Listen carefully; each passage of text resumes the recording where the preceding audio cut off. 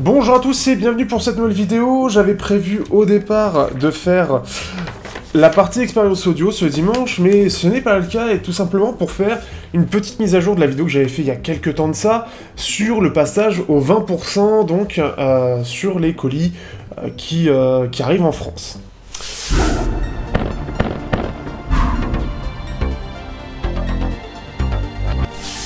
Alors j'étais pas très loin de ce qui était prévu, et ce qui fait que actuellement, donc pour ceux qui ont des colis qui sont en cours de livraison, vous avez commandé avant, il y a une petite information client, donc vous allez recevoir une feuille comme j'ai reçu aujourd'hui, et comme je l'ai reçu le 2 juillet, donc juste après le truc, bah ça me permet quand même d'avoir des informations que La Poste a déjà balancées sur les réseaux sociaux. Ils ont fait une petite communication, mais je pense que beaucoup d'entre vous qui vont voir la vidéo n'ont pas forcément l'idée d'aller regarder sur le groupe de La Poste pour avoir ces informations.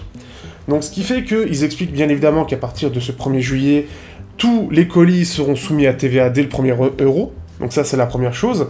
Et donc ce qui fait qu'il faut que ce soit forcément des sites en ligne qui gèrent en tout cas la TVA. Alors ce qui est intéressant, si la TVA n'est pas payée lors de votre achat en ligne, elle devrait être payée en France avant ou au moment de la livraison, et des frais de dédouanement s'ajouteront au moment de la TVA. Ça c'est important à savoir. Donc nous on a une autre version, il faut savoir que selon les pays ça va changer. Donc faites attention selon le pays, regardez bien sur sur les sites qui gèrent, enfin les entreprises qui gèrent vos livraisons classiques, allez sur leur site et renseignez-vous. Pour ceux qui sont en France.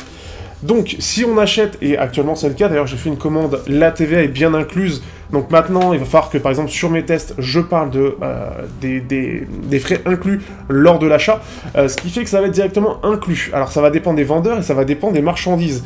Je vous mettrai aussi un petit lien sur ce côté, cette gestion de plus ou moins 150 € que j'ai grâce à l'Express Portal. Donc tous ceux qui achètent sur AliExpress via mes liens, bah moi j'ai cette gestion là. Donc je vous mettrai une petite image ici si j'y pense bien.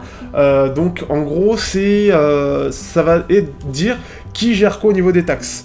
Donc je vous le mets ici, je me fais une petite pause pour moi. Donc ce qui fait qu'en gros il y a vraiment une gestion des plus ou moins 150 €, ce qui fait que c'est soit le site, soit le vendeur qui doit gérer la taxe. Donc à plus de 150 €, il y a cette différence, et ce qui fait que la gestion sera différente, donc c'est possible qu'il y en ait beaucoup qui arrivent en France. Mais ce qui est intéressant, donc si on achète sur le site AliExpress et que les taxes sont incluses, on n'a aucun frais. Donc c'est une bonne nouvelle, c'est logique et c'est ce à quoi on s'attendait. Bien évidemment, si vous n'avez pas à payer de TVA au moment de l'achat, il va y avoir donc la TVA quand même à payer. En gros, c'est ce que je pensais, ils ont automatisé le processus, et ce qui fait que on se retrouve avec... en fait, tous les colis vont être scannés. C'est un peu logique, ils ont déjà plus ou moins l'infrastructure, puisqu'ils scannent déjà les colis pour savoir où envoyer, que ce soit sur quelle plateforme, quelle région, etc. Ce qui fait qu'ils ont dû ajouter aussi cette gestion, parce qu'ils sur AliExpress, les vendeurs et AliExpress ont un numéro, une immatriculation liée à ça maintenant. Donc ça c'est ce que j'avais dit justement sur la précédente vidéo, et ça va être scanné en même temps que le lien du produit pour la valeur, est-ce que la valeur correspond au produit, etc. Donc il y a une petite gestion en plus qui est gérée et qui va être complètement automatisée, ce qui fait que tous les colis vont être scannés.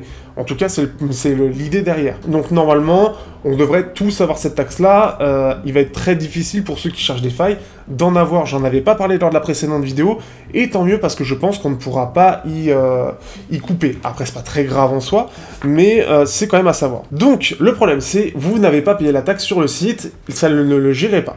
Qu'est-ce qui se passe à ce moment-là? Et je trouve ça plutôt cool en France, parce qu'il y a des pays où c'est bien pire. On aura des frais de dédouanement réduits. Ce qui fait qu'en gros, 2 ou 5 € selon le type de colis, selon les tarifs. Donc j'imagine à plus ou moins 150 €. Donc c'est à tarif réduit, ça reste rien, franchement. En gros, on va avoir la taxe à 20%, plus en gros des frais de dossier de 2 à 5 €. Je pense que c'est pas comme DHL ou FedEx qui font payer 30 balles. Ici c'est plus forfaitaire on va dire, et comme c'est pour tout le monde s'y retrouve, les frais de dossier sont que dalle, puisque en plus de ça c'est géré de façon automatique, donc c'est juste la gestion du dossier en soi. Le truc c'est que si vous ne payez pas au moment où vous recevez le mail pour ça, il va y avoir autre chose, ça va être lors de la livraison. En gros le facteur, et c'est ce que j'ai eu ce matin, il va arriver avec votre colis, il va scanner le colis pour voir s'il y a besoin de payer ou non. Donc c'est eux qui vont dire en fait la finalité si vous devez payer. Si vous devez payer, vous allez devoir payer avec lui, et en plus de ça 8 €. Donc c'est vraiment le forfait plein en gros. Alors 8 € franchement ça va, il y a vraiment pire, et ce qui fait que c'est tout ce qu'il y a à savoir. Après c'est selon les tarifs. mais 8 euros, ça va, franchement, je m'attendais à bien pire. Et ici, bah, par exemple, le personne n'a pas pu vous fournir le colis, ce sera au bureau de poste qu'il faudra aller donc payer avec les frais de dédouanement. Donc ce qui fait que franchement ça va, et on se retrouve avec en gros la taxe et le frais de dédouanement de 8 euros. Donc franchement, on est très loin de ce qu'on aurait pu penser, et j'aurais pu penser à bien pire, avec des frais de dossier à 30 euros partout. Donc c'est plutôt une bonne nouvelle. On se retrouve avec quelque chose qui reste relativement gentil, parce qu'après c'est une demande de l'Europe. Après, selon les pays, ça risque d'être plus ou moins présent.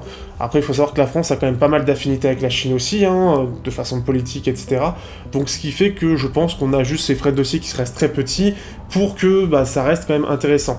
Ce qui est bien, c'est que malgré la TVA, on reste quand même, entre guillemets, gagnant, et la plupart des produits vont rester quand même très attractifs. Moi, je le sais avec mes tests de casque, ou d'intra, ou de petits lecteurs MP3, plus 20%, certes, c'est pas agréable, mais il y a tellement pire, enfin je veux dire, à 30 ou 40 euros, bon bah on rajoute 10%, bon on arrive à 50 euros, ça va. Franchement ça va, ça aurait pu être bien pire. En tout cas voilà, c'est une petite mise à jour, c'est la mise en place qui est prévue en tout cas par La Poste, je le rappelle, et qui permet vraiment d'avoir un truc précis là-dessus. Donc ce qui fait que c'est cool, c'est pas autant impactant que ça en plus du fait, enfin sur les sites où il n'y a pas cette gestion-là, donc c'est intéressant. Après, il reste toujours le flou, et il faudra attendre je pense un bon mois avant d'avoir ces informations-là, sur tout ce qui est cadeau, qui est test de produits où vous n'avez pas payé, etc. Comment ça va être géré, c'est ça surtout la question, et comment ça va être géré pour les particuliers. Donc ça il faudra attendre, il faudra pas mal regarder je pense sur D-Labs où il y a beaucoup de gens qui font de l'import, il y a des forums pour ça, donc faites attention dessus, et je pense qu'on aura des éléments assez intéressants à ce moment-là. Sur ce, à bientôt, et n'hésitez pas à vous abonner pour des prochains tests de produits. Ciao.